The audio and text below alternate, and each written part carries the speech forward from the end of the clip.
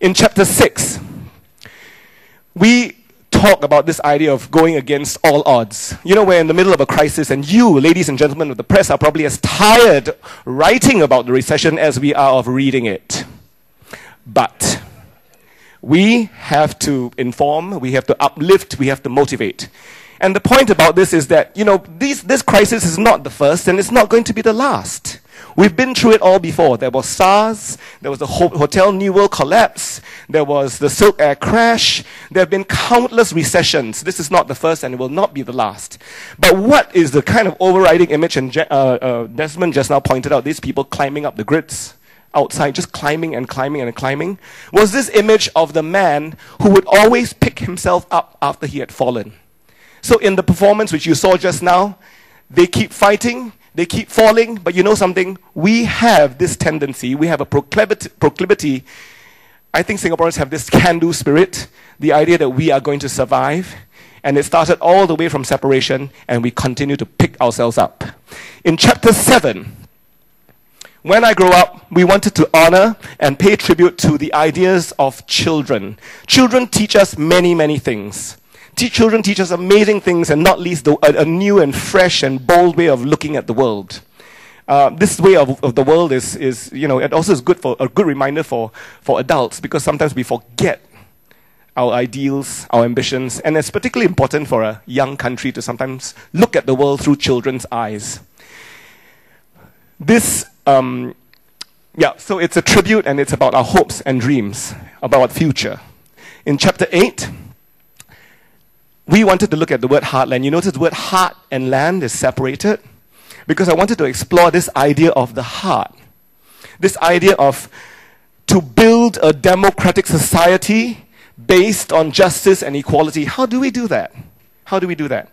How can we truly say that we can go beyond tolerance and really begin to appreciate and understand diversity, which is based on mutual respect, which is based on caring for each other, which is based on having a social responsibility and looking out for each other. Wei Lian sang a beautiful song, and you saw many Singaporeans up there in the video. This piece is about that space. This piece is about the heart.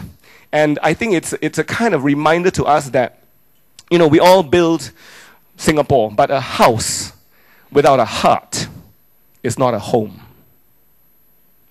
In chapter 9, we wanted to think about Singapore today, and in that way we wanted to think about the global city.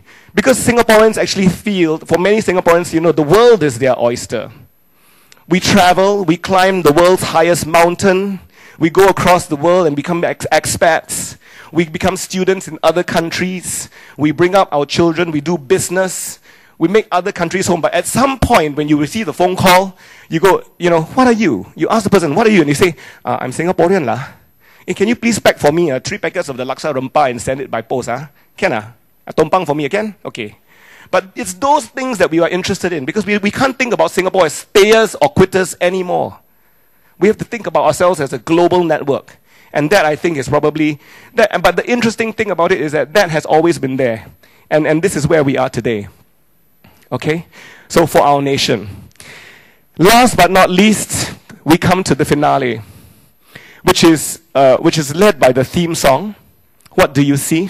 And then, of course, the pledge, where hopefully, by kind of teasing out these words of the pledge and expressing them in a new way, people will be moved when we bring the whole pledge together. It's a beautiful, amazing, eloquent promise that we make. And we wanted everyone to kind of renew this promise that we used to say as children. The theme song is very, very special to me. Because, I mean, some of you have asked me, what is this I? What is this I? Well, in case you didn't know or you didn't notice, one of the first strains of music which Sydney created was, we have a vision for tomorrow. What do you see?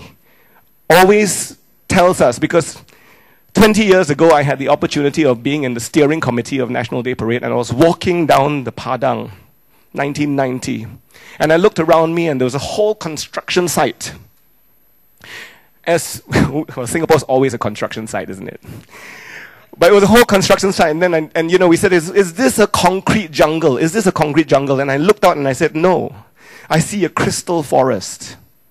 And in our brief to all the various bands that we wanted to write a new song, we said we wanted to think about this song which could talk about a vision, which could talk about optimism, which could talk about imagination.